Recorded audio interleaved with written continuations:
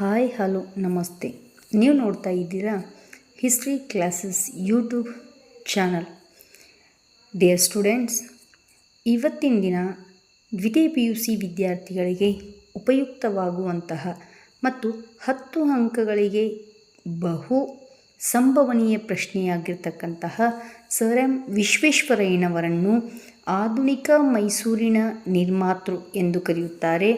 ಈ ಪ್ರಶ್ನೆಯನ್ನು 10 ಅಂಕಕ್ಕೆ ಕೇಳಲಾಗುತ್ತದೆ.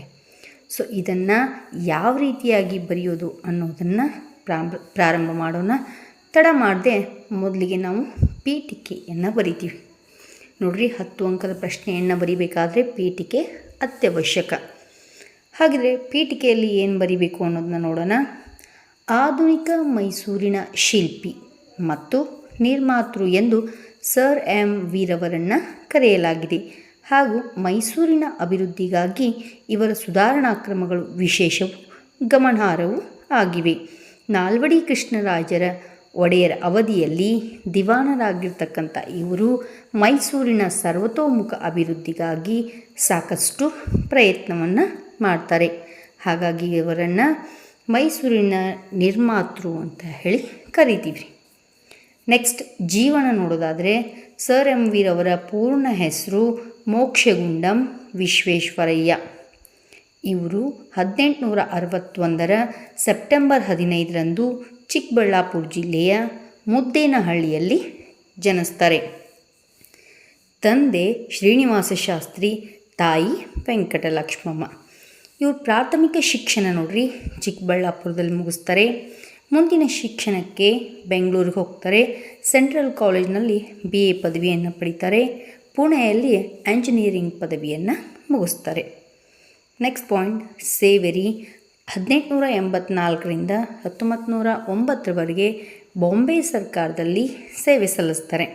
1909ರಲ್ಲಿ ಮೈಸೂರಿನ ಮುಖ್ಯ ಇಂಜಿನಿಯರ್ ಆಗಿ ಸೇವೆಯನ್ನು ಸಲ್ಲಿಸ್ತಾರೆ. 1912ರಲ್ಲಿ ಅಂದರೆ ನಾಲ್ವಡಿ ಕೃಷ್ಣರಾಜ ಒಡೆಯರ ಅವಧಿಯಲ್ಲಿ ಮೈಸೂರಿನ ದಿವಾನರಾಗಿ ತಮ್ಮ ಸೇವೆಯನ್ನು ಪ್ರಾರಂಭಿಸ್ತಾರೆ. ಅದಾದಮೇಲೆ ಇವರು ಕೈಗೊಂಡಿರ್ತಕ್ಕಂಥ ಸುಧಾರಣಾ ಕ್ರಮಗಳು.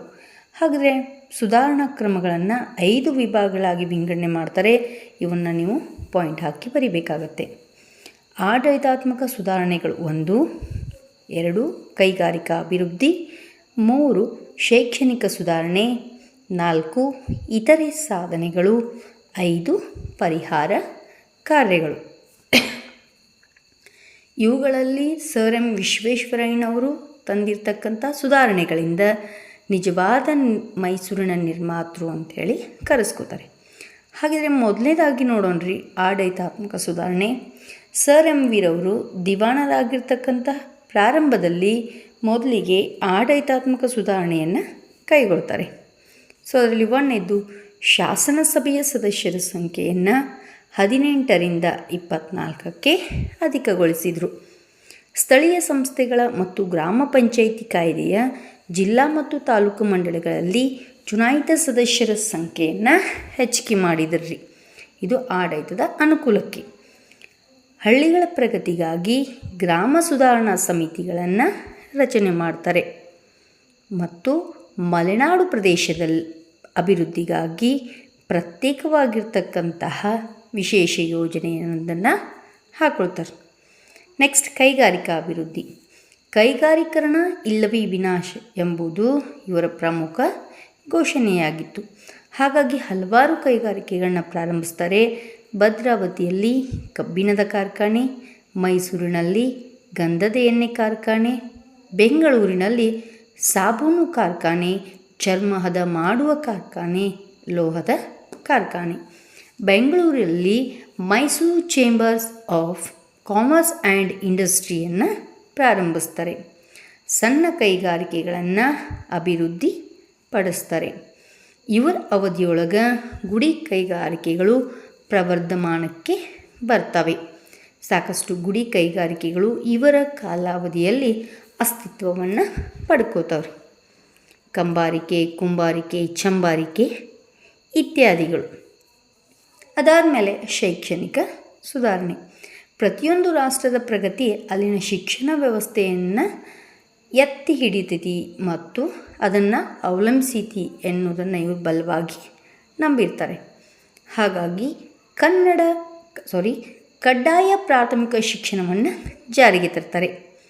ಸಾಮಾಜಿಕವಾಗಿ ಮತ್ತು ಆರ್ಥಿಕವಾಗಿ ಹಿಂದುಳಿದ ವರ್ಗದ ಶಿಕ್ಷಣಕ್ಕೆ ಪ್ರೋತ್ಸಾಹ ನೀಡೋ ಸಲುವಾಗಿ ವಿದ್ಯಾರ್ಥಿ ವೇತನವನ್ನು ಪ್ರಾರಂಭಿಸ್ತಾರೆ. ಸ್ತ್ರೀ ಶಿಕ್ಷಣವನ್ನು ಪ್ರೋತ್ಸಾಹಿಸ್ತಾರೆ. ತಾಂತ್ರಿಕ ಶಿಕ್ಷಣಕ್ಕೆ ಪ್ರೋತ್ಸಾಹವನ್ನು ಕೊಡ್ತಾರೆ. ಬೆಂಗಳೂರಿನಲ್ಲಿ ಎಂಜಿನಿಯರಿಂಗ್ ಕಾಲೇಜನ್ನು ಪ್ರಾರಂಭಿಸ್ತಾರೆ. ಮೈಸೂರಿನಲ್ಲಿ ಚಾಮರಾಜೇಂದ್ರ ತಾಂತ್ರಿಕ ಸಂಸ್ಥೆಯನ್ನು ಪ್ರಾರಂಭಿಸ್ತಾರೆ. ಬೆಂಗಳೂರಿನ ಹೆಬ್ಬಾಳದಲ್ಲಿ ಕೃಷಿ ಶಾಲೆಯನ್ನು ಪ್ರಾರಂಭಿಸ್ತಾರೆ. 1915 ಕನ್ನಡ ಸಾಹಿತ್ಯ ಪರಿಷತ್ತನ್ನು ಪ್ರಾರಂಭಿಸ್ತಾರೆ.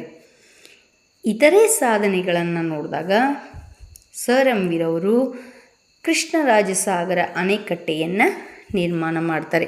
KRS ಡ್ಯಾಮ್ ಅಂತ ಹೇಳಿ ನಾವು ಇದನ್ನು ಕರಿತೀವಿ.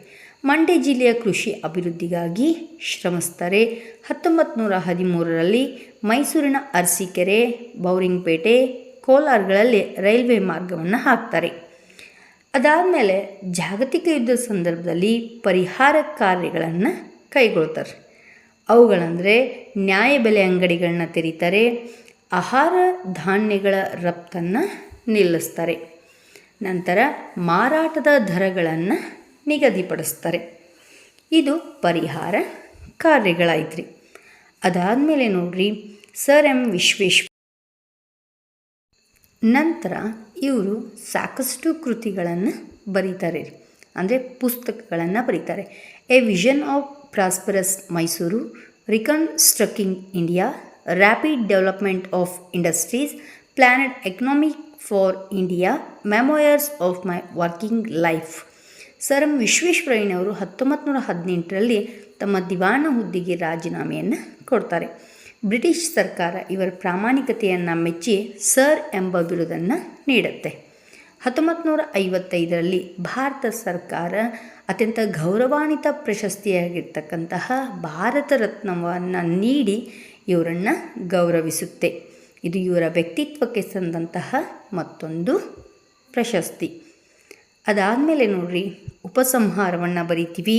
ಹಾಗೆಯೇ ಉಪಸಂಹಾರದಲ್ಲಿ ಈ ಮೇಲಿನ ಎಲ್ಲ ಅಂಶಗಳನ್ನು ಗಮನಿಸಿದಾಗ ಸರ್ ಎಂ ವಿಶ್ವೇಶ್ವರಯ್ಯನವರ ಸುಧಾರಣಾ ಕ್ರಮಗಳಿಂದ ಮೈಸೂರು ಅಭಿವೃದ್ಧಿಯತ್ತ ಸಾಗಲು ಕಾರಣವಾಯಿತು. ಹಾಗಾಗಿ ಇವರನ್ನು ಆಧುನಿಕ ಮೈಸೂರಿನ ನಿರ್ಮಾತೃ ಎಂದು ಕರೆಯಲಾಗಿದೆ ಎಂಬುದನ್ನು ಉಪಸಂಹಾರದಲ್ಲಿ ನಾವು ಹಾಕಿ ಉತ್ತರವನ್ನು ಮುಕ್ತಾಯಗೊಳಿಸಬೇಕಾಗತ್ತೆ. ಪ್ರಿಯ ವಿದ್ಯಾರ್ಥಿಗಳೇ, ಇದು ಬರ್ತಕ್ಕಂತಹ ವಾರ್ಷಿಕ ಪರೀಕ್ಷೆಯಲ್ಲಿ ಅತ್ಯಂತ ಪ್ರಮುಖ ಪ್ರಶ್ನೆಯಾಗಿದೆ. ಈ ಒಂದು ವಿಡಿಯೋ ನಿಮಗೆ ಉಪಯೋಗ ಆಗುತ್ತೆ ಅನ್ನೋದಾದರೆ ಈ ನನ್ನ ಚಾನಲ್ನನ್ನು ಸಬ್ಸ್ಕ್ರೈಬ್ ಮಾಡಿ, ಲೈಕ್ ಮಾಡಿ ಮತ್ತು ದ್ವಿತೀಯ PUC ವಿದ್ಯಾರ್ಥಿಗಳಿಗೆ ಆದಷ್ಟು ಶೇರ್ ಮಾಡಿ. ಧನ್ಯವಾದಗಳು.